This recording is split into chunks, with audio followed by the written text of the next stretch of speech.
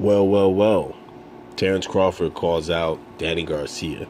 I tried to upload a video prior, and then something kept happening, and it's your boy QuestX, LDBC brothers. How are you doing? Salute. Thank you guys who all commented on my video I did yesterday on my anniversary. Much love. I appreciate it. So let's get down to business. Let's get down to the nitty gritty. Let's talk. Let's assess.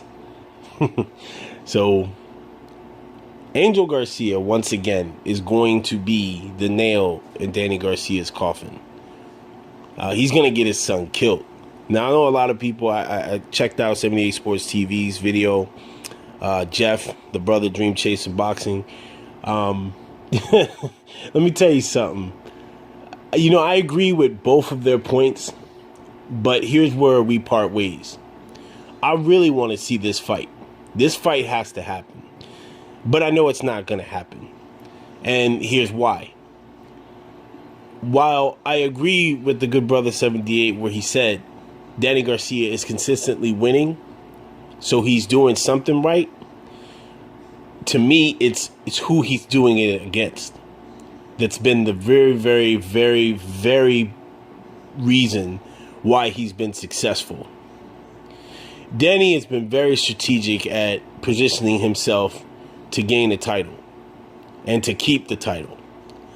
All right? He's fighting fights just meaningful enough so that he doesn't get scrutinized, but he is doing the same shit that Canelo Alvarez has been doing, that we criticize Triple G for doing. Again, you will never live down Rod Salka.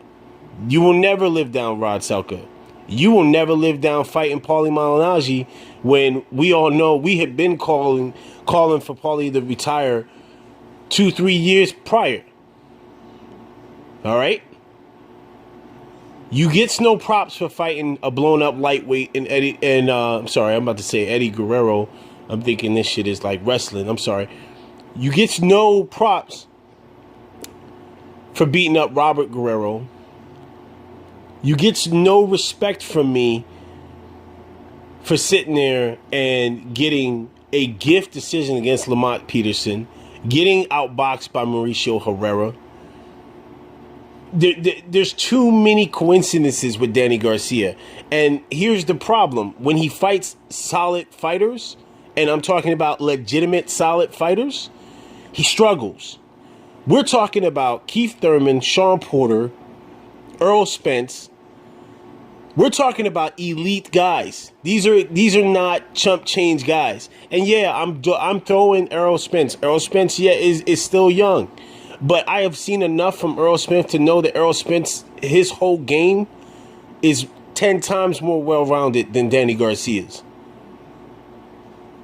And Terrance Crawford, listen, I know people don't want him to move up. They want him to sit there and dominate at 140. But Terrance Crawford has the total package, in my opinion. Whatever weight he fights at, he has the intellect that counteracts whatever his disadvantages will be at the higher weights. He can outthink his opponent.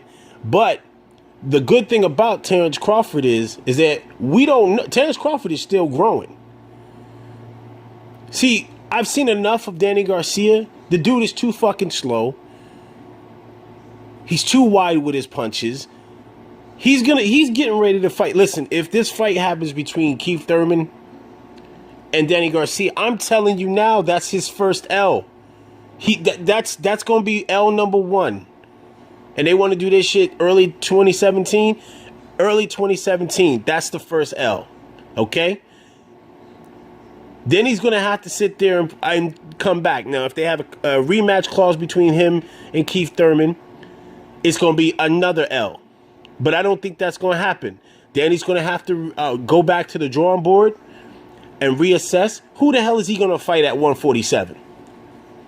He's going to fight a bum, and then he's going to move up, and then he's going to try to fight Sean Porter. Sean Porter, who will fucking dog walk his ass from pillar to post. Who will be relentless. Who going to maul the shit out of him. When Danny Garcia has horrible defense. So, oh, what? He chooses not to fight Sean Porter? Let's see him move up. Let's see what else he gonna fight that young lion at Earl Spence? Fucking Kell Brook, IBF champion, dip Earl Spence. And to me, if Kell Brook had fought Danny Garcia, Kell Brook would have a legitimate shot at beating Danny Garcia.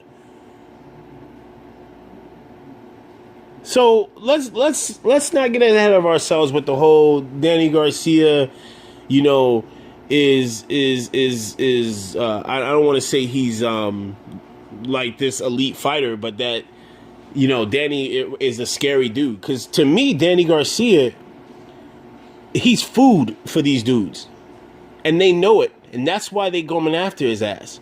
Now, as far as this whole beef between him and Terrance Crawford, to me, Terrance Crawford, I support Terrance Crawford wanting to whip his ass. Your father talking shit. You claim that, oh, well, you know, your job is to fight. You're a fighter. You'll fight anybody. Right? You firing back. You sitting up there saying you end people's careers.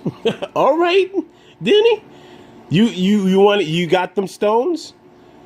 Let's see what happens. But I know it's not going to happen.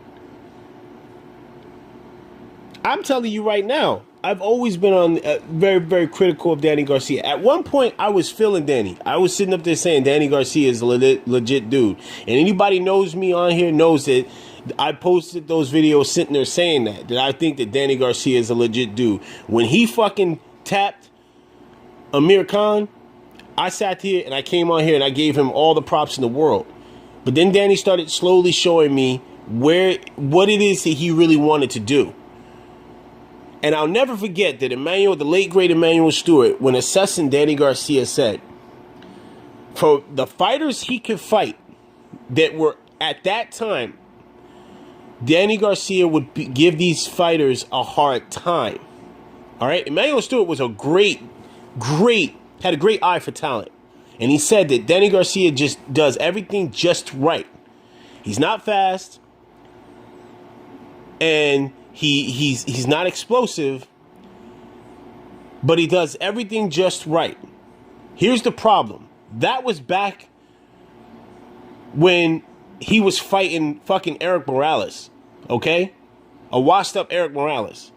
This ain't the whole new breed of 147 is now emerged.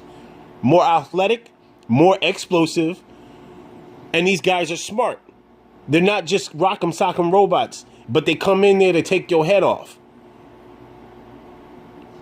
I'm telling you now, what Terrance Crawford did by calling out Danny Garcia, I support him. And if the fight's made, you damn right I watched that fight. And I'm putting money down that Terrance Crawford beats that ass. Too much movement. Too much intelligence. Knows where to place his shots. Knows when to go in for the kill. He just beat Victor Postel, who was arguably number 2. He was number 2. World-class fighter, and he made him look like trash. So come on now. When's the last time we seen that dominant of a performance by Danny Garcia against a world-class number 1, number 2 fighter? Don't bring that bullshit with Lucas Matisse. Lucas Matisse was, in my opinion, he showed Lucas Matisse can fight certain styles. And even then, if Lucas Matisse, his eye hadn't swollen shut, I think he would have had a better shot. Because Danny tends to fade late in fights. And if you go back and you watch that fight, Danny started to fade. But you're not fighting a Lucas Matisse. I'm interested to see what you guys have to say about this. I don't want to really keep going on about it, and because it's going to sound repetitive at this point. I just feel that, you know what, Angel Garcia, checkmate, bitch.